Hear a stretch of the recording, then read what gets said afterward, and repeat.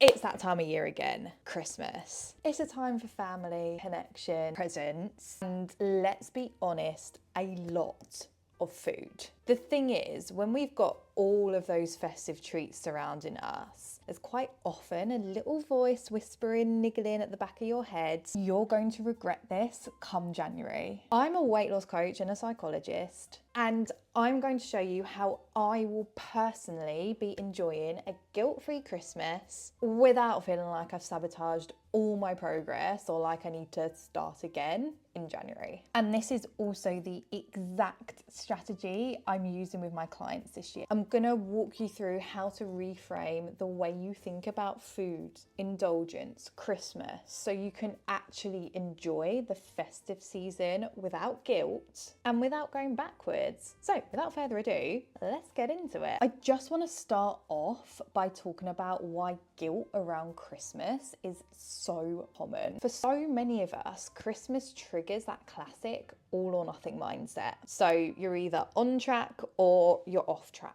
And when there's an enormous amount of chocolate, mince pies, Christmas pudding, crisps, it is so easy to feel like you have failed if you indulge. But the thing is, that mindset just sets you up for guilt and it sets you up for overindulgence. Because if you are someone who labels food as good and bad, and I used to be this person as well, it feels like you're breaking the rules. Once you've broken those rules, it's really easy to think, I've ruined it, I may as well just carry on eating whatever I want. I'm sure you've been there over Christmas and at other points during the year as well. But the thing that you have to remember is that no single day, no single meal, even a week can undo all of your progress and ruin everything. So the absolute key to enjoying Christmas this year completely guilt-free and breaking free of that all or nothing cycle is shifting your mindset to becoming more balanced. So one of the principles that we use with ALY with our clients, and by the way, I use this like every day myself as well, is mindful practices. And this is all about utilizing tools and mechanisms to help you be present with your choices and actually be making empowered decisions that align with both your goals and your enjoyment. And what I want to walk you through is exactly how I am going to be applying that this Christmas. The biggest thing here, so the biggest tool, the biggest strategy here is utilizing free-for-all days and mindful days. Realistically, you're not going to not overindulge over Christmas, and you need to be honest with yourself about that and not set yourself up for failure. But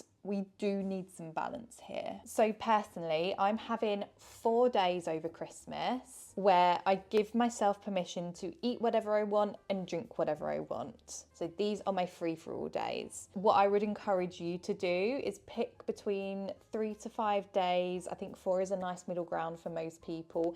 That are your key days that you want to prioritize as your indulgent free-for-all days. And then the days around that are going to be my mindful days. So it's not that on my mindful days, I'm going to be aiming for fat loss or I'm going to be restrictive or I'm not going to be eating any chocolate or anything like that. No, I'm still going to be enjoying the festive treats and the festive food, but I'm just going to be mindful with it. So I'm going to make sure that I'm actually eating my 3 balanced meals. Maybe I'll have some Christmas dinner leftovers in there, but I'm going to balance it out properly. I'm not going to eat past the point of fullness. I might have a handful of chocolates in the evening rather than just picking out of the tub all day. And if you have got a family event, a family gathering, a social event on any of your mindful days, and I know I probably will, then there are some things that you can do to still really enjoy it and feel like you've indulged a bit, but without making it a full-on free-for-all day. So one of the best things you can do is just eat lighter around that event. So if you know you're going round to your aunt and uncle's for food and it's going to be buffet style and there's going to be lots of yummy bits there,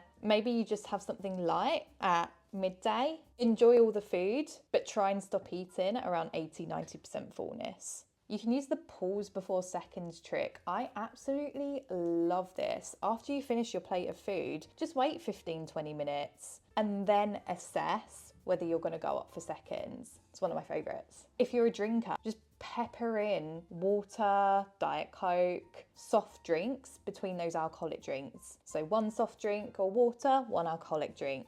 A couple of glasses of water, another alcoholic drink. Again, it's a super, super easy way to bring that mindfulness in with your drinking without having to fully restrict yourself. Now let's talk about movement during Christmas. A lot of people feel like they have to punish themselves with exercise for overindulging, or they just completely avoid exercise over Christmas altogether. Personally, I don't think either approach is very helpful. I have gotten to the point where exercise is just my life. I enjoy it. Makes me feel good, and I can really tell if I've slacked off in terms of how I feel in myself mentally, physically. I just don't feel good. So what I'm personally doing over Christmas week is still aiming to get my 3 gym workouts in and 2 runs in as normal. I'm choosing to do this because I know it will make me feel good. That really is the key. You need to think of exercise as something you do to nourish yourself, something you do to make you feel good, not as a chore. And you don't have to exercise as normal over Christmas like I am,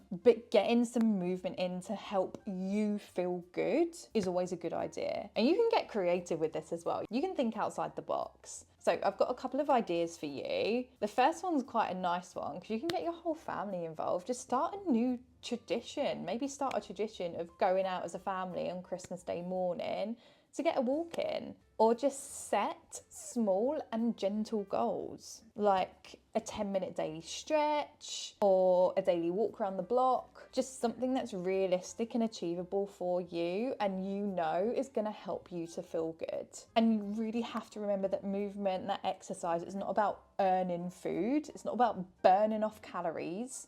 It's about staying connected to your body, feeling energized and feeling good. And for the final part of this, I want to talk to you about rewiring your mind. Now, I'm in a pretty good spot with my mindset now. I don't have to utilize this stuff as much as I used to, but there will no doubt be some times over Christmas where my mind is not my friend. So I wanted to share with you the 3 mindset tools that I will most likely be utilizing. So the first one is reframing my thoughts, reframing my sabotaging thoughts. So for instance, if I have a mindful day that doesn't quite go to plan, maybe I've had a few extra treats, maybe I've overindulged a little in an unplanned way, I won't be thinking to myself, oh my God, I've ruined it. Why have you done this? You shouldn't have done that. I will be reminding myself that a few extra treats or overeating a little bit is not the deciding factor of whether the day is ruined or not. I'm not a robot. I am human. It's normal for this to happen over Christmas with all the temptation around. And the best thing I can do now is look forward, look ahead into the day and think about how can I bring more of that mindfulness in to the rest of the day. Number 2 is practicing self-compassion. And this is a bit of a follow-on from the last point. If I do overindulge more than planned on a mindful day, there won't be any beating myself up, there won't be any berating myself, because that will very much likely lead to a very enjoyable Christmas and feeling rubbish come January. I'll just acknowledge what's happened and just refocus my attention on my next choice of the day. And the third one, probably my favourite, is visualising how I want to feel come January. Future pacing is a big one, and this is something that I do daily anyway. But just thinking about the fact that I want to feel good, I want to feel energised, I don't want to feel overly bloated, I want to feel proud of myself in January. And not because I restricted myself over Christmas, but because I approached Christmas with balance and intention. Look, at the end of the day, Christmas is meant to be enjoyed. You can indulge in your favourite treats and you can make memories with your loved ones. and still feel good about yourself. The key is just to approach it mindfully, without any guilt and without any extreme rules or restriction. If any of this at all resonates with you, make sure you drop this a like so I know to keep making similar content on here. If you haven't already, tap that subscribe button, because I'm going to be putting out loads of content in 2025 about creating balance, breaking free from that yo-yo cycle, and just becoming your best self with your weight loss, health, fitness, and mindset. And if you do want to learn any more about the ALY methodologies and how to create a healthy and guilt-free relationship with food, there is a link below to a video explaining it all in more depth. Merry Christmas, and I shall see you in the next one.